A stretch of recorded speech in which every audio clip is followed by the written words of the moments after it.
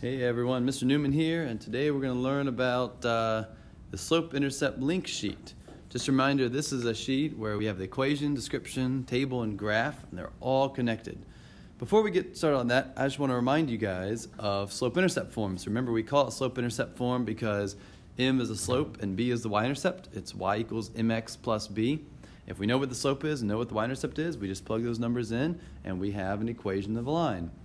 The m is the rate of change, and the b is the initial or starting value. So, let's get started. For one taxi company, the cost in dollars of a taxi ride is a linear function of the distance x in miles traveled. Before we get any farther, you see cost in y there, and distance is x? I'm going to go ahead and start filling out my axes and my table headers, because I know what x and y are. X is distance, and y is cost. That means in my equation, I'm going to have y equals blank x plus blank, where the y is the cost and the x is the distance.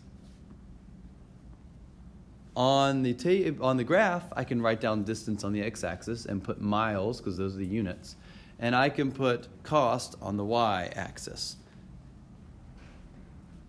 Now, the next thing we need to do is figure out what m and b are. In other words, figure out what the rate of change is and the initial value.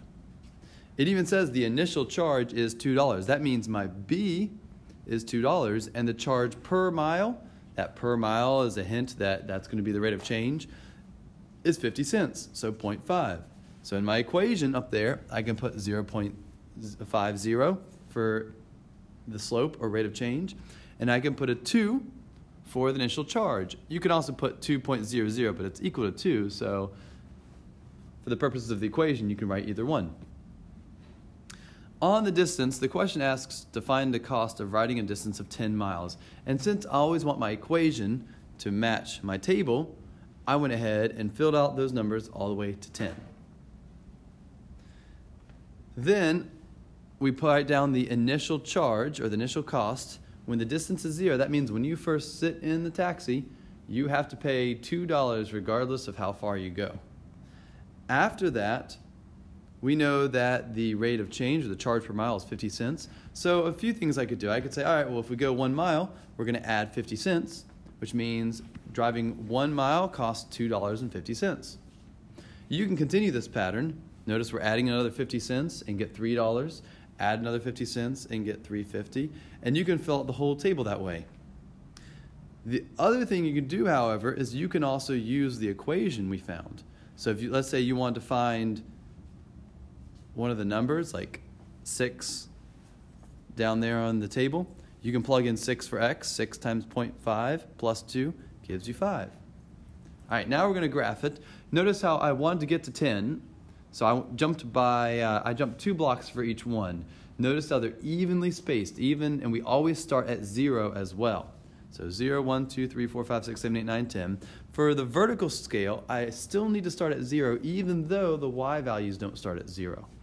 And I need to get up to 7, so I'm going to count much the same way. 1, 2, 3, 4, 5, 6, 7. And the first point, the y-intercept, is 0, 2. Then I'm just going to plot the points. And notice it was nice that I skipped by 2s, especially on the y-axis, because I need to accurately graph the numbers like 2.5 or 3.5, because the cost of the taxi was $2.50 and $3.50 and $4.50 and so on.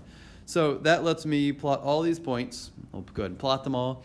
Once you have them all plotted, I do need to connect this because it is possible to drive half a mile or a quarter mile or 0.1 miles. So I need the line there to show me all the costs for between 0 and 1 miles, 1 and 2, and all the points in between. Now that we've got the line, let's talk about the slope. Remember, slope is rise over run. That's how far up you go divided by how far to the right you go. So that's 0.5 divided by 1, which is just 0.5. And you already should have recognized that because that was the rate of change from before. So we have the slope here is always equal to the rate of change, which is up here and over here. All of those I'm marking in blue. The y-intercept is 2, and you should have already known that because that's where x is 0. The y-intercept is 2. It's also the b value. Notice that all these are connected. Now let's get to answering this question. So it says, find the cost of riding a distance of 10 miles. Well, a number of ways we could do this. We could look on the table. When the mileage is 10, the cost is 7. We could also look at the graph. And you want to be able to recognize the connection between all of these. Other thing we can do besides the table and graph is we could plug this into the equation. That means 0.5. I'll write this over here on the side. 0.5. Plug in 10 and add 2, and you get 7. That's plugging it into the equation.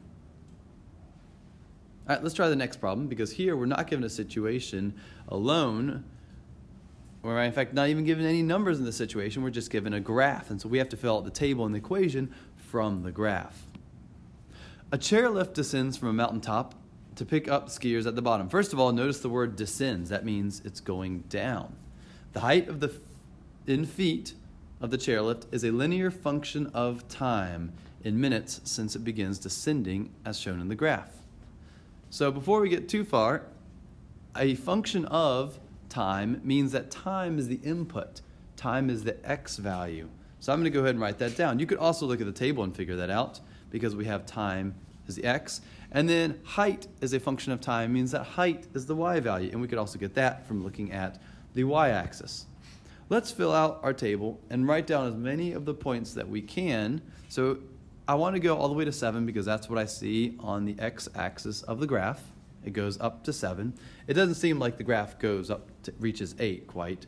So I go to 7. And the other thing is I can fill out some of these points. For example, we have 0, 5,400. We also have 4, 2,400.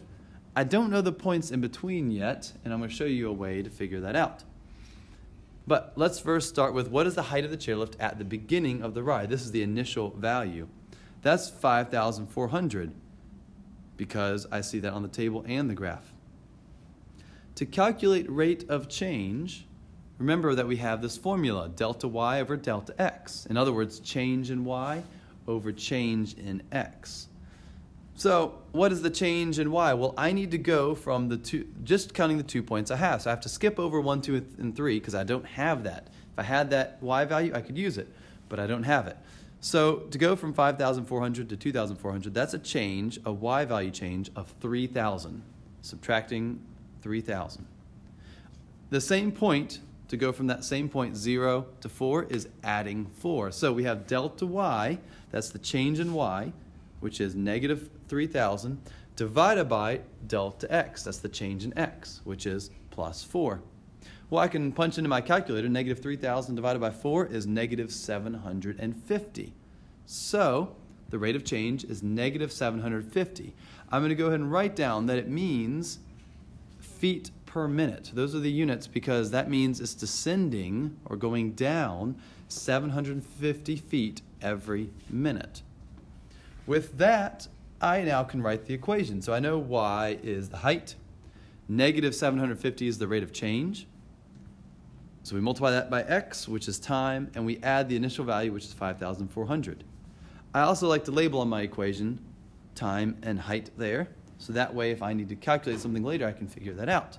Speaking of which, find the height of the chair 2 minutes after it begins descending.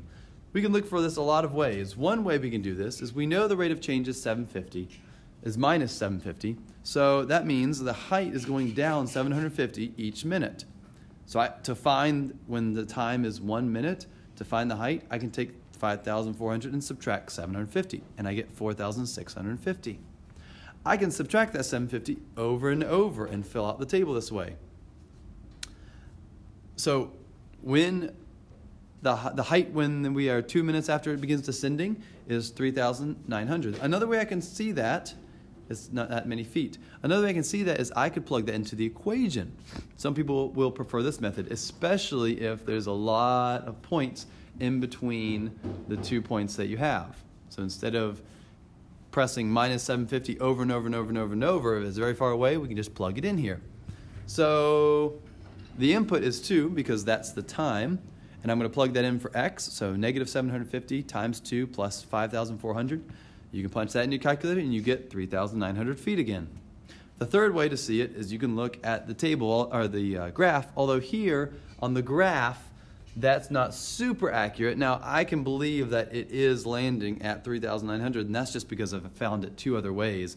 But you need to be careful, especially if there's not a clear point that's marked. Then you just want to use the graph to kind of reassure yourself that, yes, I believe we're in the right ballpark.